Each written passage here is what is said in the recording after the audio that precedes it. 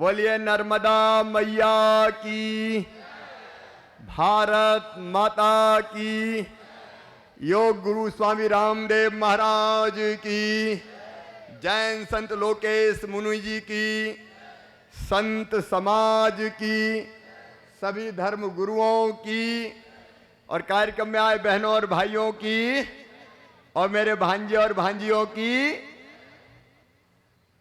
मंच पर विराजमान आत्मनो मोक्षार्थ जगत हिताय चा, जिन्होंने आत्मा के मोक्ष और जगत के हित के लिए ये शरीर धारण किया है, जिन्होंने योग को भारत नहीं पूरी दुनिया में पहुंचाया है, योग के माध्यम से दुनिया को स्वास्थ्य का वरदान दिया है और भारत माता का मान सम्मान पूरी दुनिया में ऊंचा करने का काम किया है, ऐसे हमारे योग गुरु, हमारे गुरुदेव स्वामी रामदेव महाराज जी, दोनों हाथ ऊपर उठा के तालियां बजा के स्वागत कीजिए, अभिनंदन कीजिए।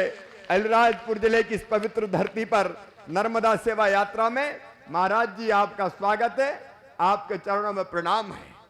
पूरे दिन दुनिया को अहिंसा का संदेश देने वाले, जियो और जीने दो के मंत्र का उद्घोष करने वाले, आज सौभाग्य से मैं आशीर्वाद देने पधारे हुए जैन संत, जिनका पूरी दुनिया में नाम है, परम श्रद्धेय लोकेश मुनि जी महाराज, दोनों हाथ ऊपर उठा के ताली बजा के उनका भी स्वागत कीजिए, अभिनंदन कीजिए।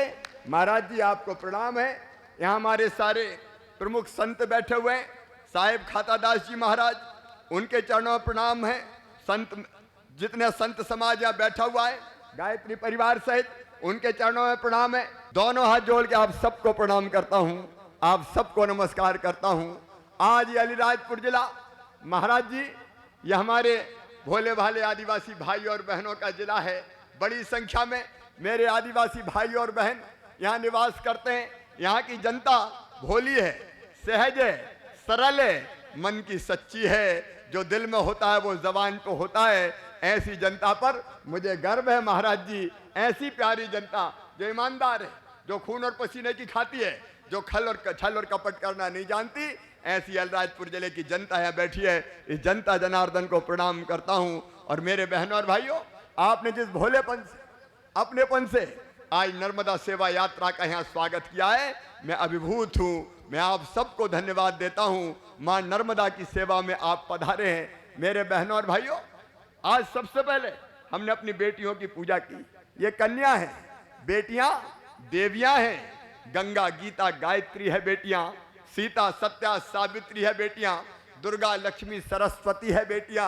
अपने देश में कहा गया है कि यत्र नार्यस्तु पूजन्ते रमन्ते तत्र देवता। देवता कहाँ निवास करेंगे?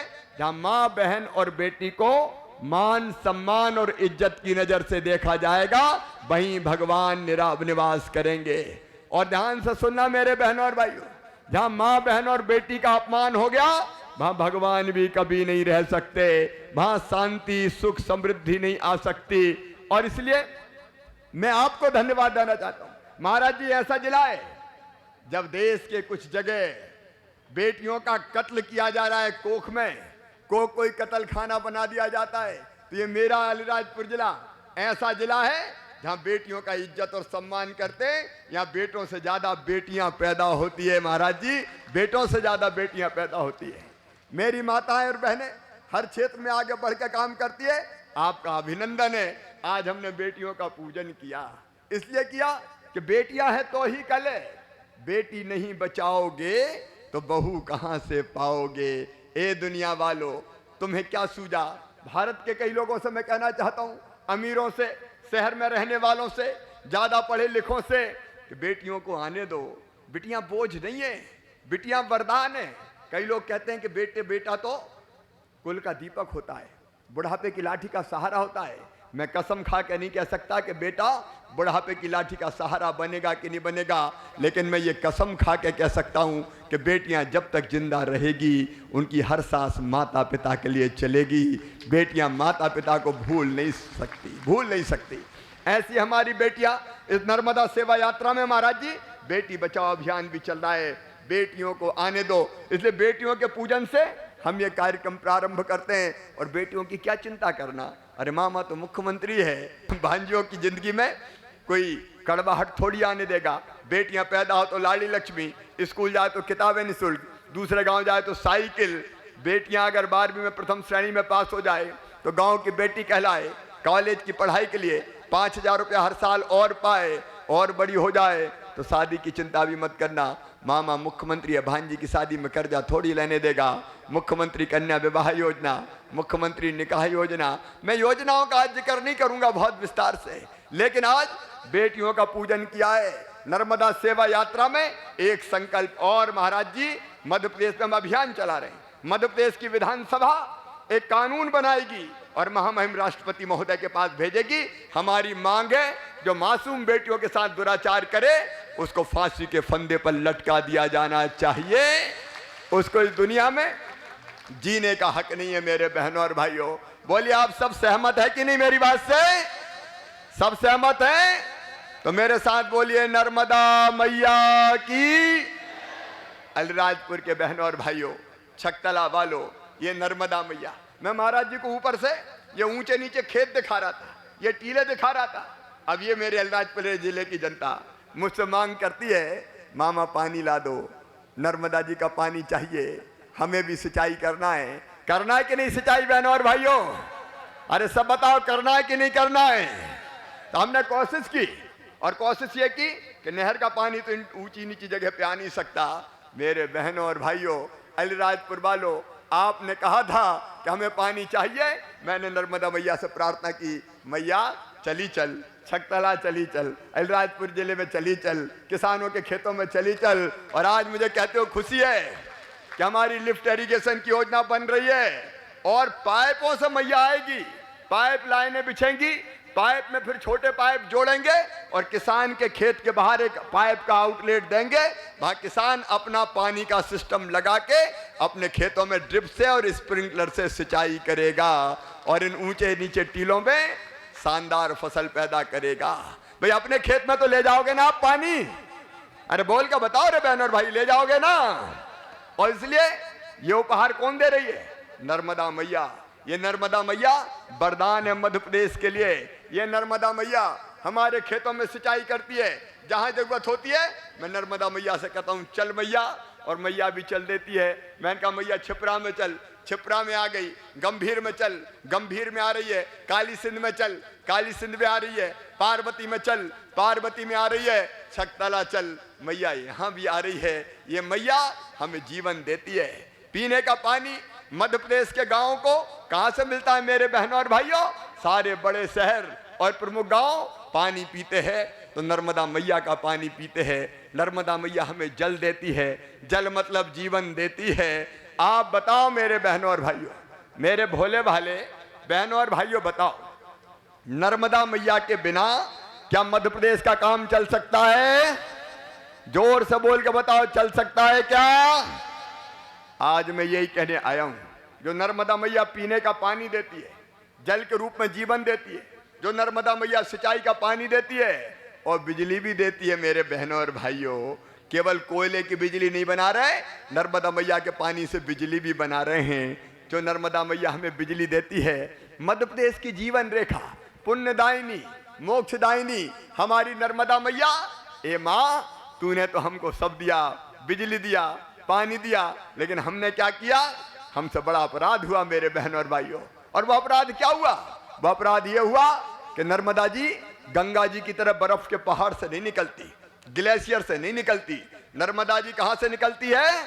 अमरकंटक से। और अमरकंटक पे जो बड़े पहाड़ सतपुड़ा और विंध्याचल, उस पे लगे बड़े बड़े पेड़, वो पेड़ वर्षा का जल अवशोषित करते हैं और बाद में बूंद बूंद करके वो पानी नर्मदा जी में जगह जगह मिलता रहता है और नर्मदा मैया की धार बन जाता है।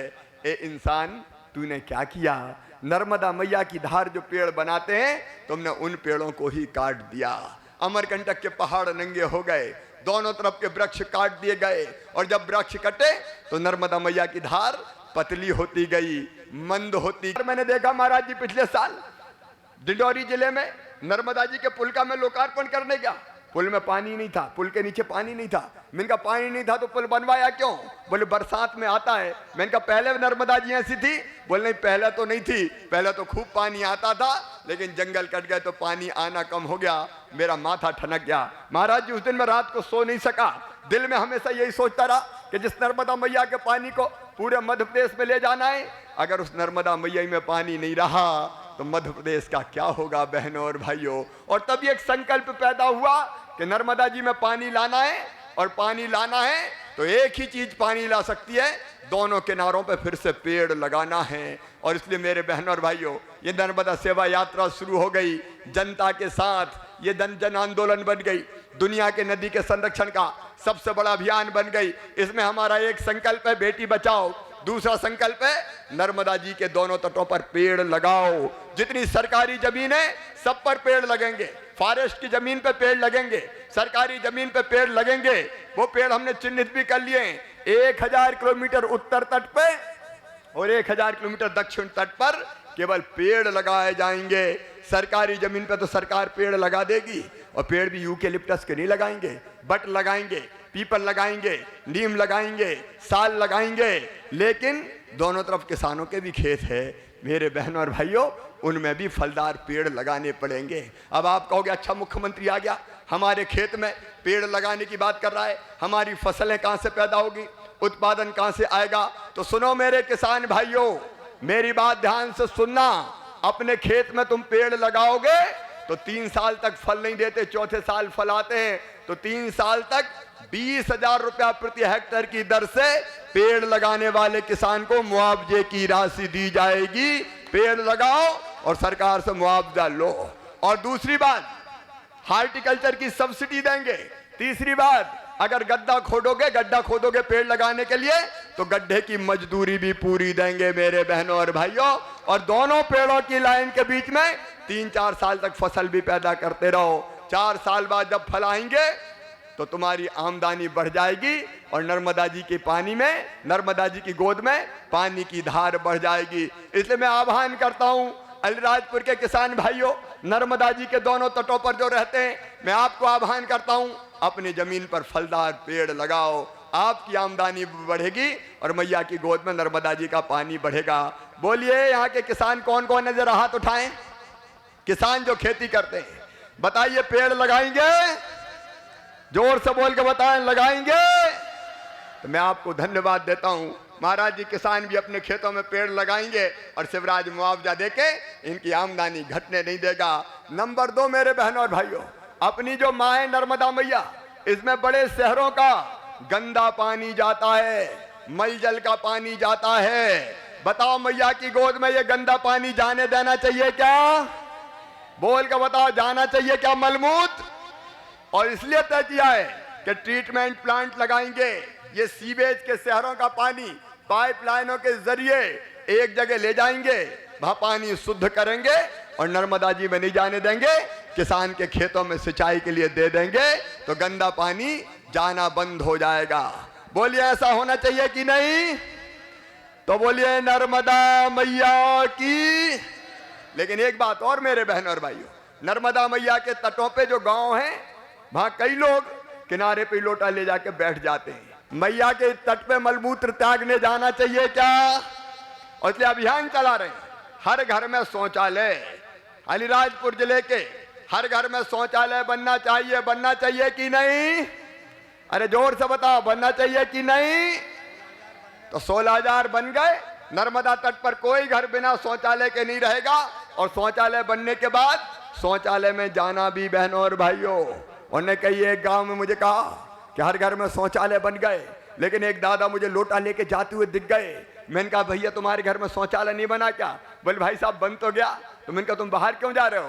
बोले वो जरूरत पड़ी तो शौचालय में भूसा भर दिया हमने, भूसा भरा है इसलिए हम बाहर जा रहे हैं। अब शौचालय बनना तो उपयोग भी होना चाहिए। तो ये अभियान भी पूरे प्रदेश में चल रहा है। लेकिन चौथी चीज, पूजन के नाम पे कई बार हम ऐसी सामग्री मैया में डालते हैं, मैया चुंडी ले जा, मैया तेल, मैया घी, मैया दही, मैया फूल, मैया प्लास्टिक के दोने, उनमें जला दो दीपक। तो ये भी मैया की गोद को प्रदूषित करती है। बताओ मैया की गोद को जो प्रदूषित करे ऐसी सामग्री डालना चाहिए क्या नर्मदा जी में? जोर से बताओ, डालना चाहिए क्या? तो अब यह तय हो रहा है संतों के आशीर्वाद से कि पूजन कुंड बनेंगे और पूजन सामग्री पूजन कुंड में डालेंगे और नर्मदा जी की गोद में नर्मदा जी के जल से ही मैया का अभिषेक करके हर हर नर्मदे हर कह देंगे। बोलिए, नर्मदा जी के जल से पवित्र और कोई चीज है क्या? तो पूजन सामग्री मैया की गोद में तो नहीं डालेंगे? जोर से बोल के बताओ, पूजन सामग्री तो नहीं डालेंगे? तो बोलिए हर हर नर्मदे। अब एक चीज और तय कर रहे हैं अपन, अब वो ये तय कर रहे हैं कि माताएं जो मोक्ष धाम है, मुक्ति धाम, अंतिम संस्कार के वो भी नर्मदा के तट पर बनाएंगे ताकि अंतिम संस्कार भी हो सके और मैया में प्रदूषण भी ना फैल सके। एक बात और, मेरी माताएं बहनें पूर्णिमा अमावस्या पे स्नान करने नर्मदा जी के घाटों पे जाती है, वहां कपड़ा बदलने के स्थान नहीं होते। आप बताओ बहनों, कपड़ा बदलने के स्थान बनना चाहिए कि नहीं बनना चाहिए? जोर से बताओ, बनना चाहिए कि नहीं? तो बोलिए नर्मदा मैया की। तो ये वस्त्र बदलने के स्थान भी बनेंगे। लेकिन एक बात और, जिसकी जिक्र महाराज जी कर रहे थे, लोकेश मुनि जी कर रहे थे, नागर सिंह जी ने की, नशा मुक्ति अभियान भी नर्मदा सेवा यात्रा में हम चला रहे हैं। बताओ मेरे बहनों और भाइयों, दारू पीना अच्छी बात है क्या? अरे सब नहीं बोल रहे, जरा जोर से बताओ, अच्छी बात है क्या दारू पीना? कौन कौन दारू पीते हैं, हाथ उठाओ। अच्छा बताओ, दारू पीने से शरीर मजबूत बनता है क्या? बुद्धि तेज होती है क्या? तो मेरे बहनों और भाइयों, हाथ जोड़ के प्रार्थना करने आया हूं, ये दारू छोड़ो, दारू का नशा छोड़ो। ये नशा नाश की जड़ है, ये परिवार को तबाह कर देता है, ये बच्चों को बर्बाद करता है। और इसलिए इस नर्मदा सेवा यात्रा में नशा मुक्ति अभियान चल रहा है।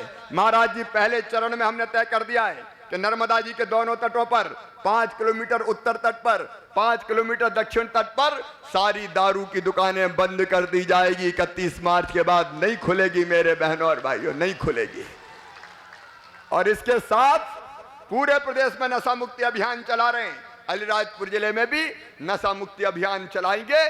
दारू छोड़ दो मेरे बहनों और भाइयों, ये दारू नाश की जड़ है। इस जिले में जैसे जैसे दारू पीना कम करते जाओगे, मैं शराब की दुकानें बंद करता चला जाऊंगा, मैं दारू की दुकानें कम करता चला जाऊंगा। और एक दिन ऐसा आएगा कि दारू अलीराजपुर जिले में पूरी तरह से बंद हो जाएगी। बोलिए आप सब तैयार हैं? तो मेरे साथ संकल्प लो कि अब दारू नहीं पिएंगे, नशा नहीं करेंगे। और ये संकल्प लेने के लिए दोनों हाथ ऊपर उठा के, दोनों मुट्ठी बांध के नर्मदा मैया की जय बोलो। सब तैयार है? तो उठाओ दोनों हाथ, बांधो दोनों मुट्ठी और मेरे साथ बोलो नर्मदा मैया की। ये दुनिया देख ले, मीडिया के मित्र देख लें, मेरे अलीराजपुर जिले की जनता ये संकल्प कर रही है कि हम दारू को छोड़ेंगे, अलीराजपुर जिले को नशे से मुक्त बनाएंगे और प्रगति और विकास की तरफ अलीराजपुर जिले को ले जाएंगे। मैं आपको हृदय से धन्यवाद देता हूं और आखिरी संकल्प दिला के फिर स्वामी जी को हम सुनेंगे। एक संकल्प और इस यात्रा का है, सब बच्चों को पढ़ाओ। बोले बिना पढ़े लिखे बच्चे अपने आगे बढ़ सकते हैं क्या? सब बच्चों को पढ़ाएंगे और पढ़ाई की चिंता ही मत करना, मामा काय के लिए।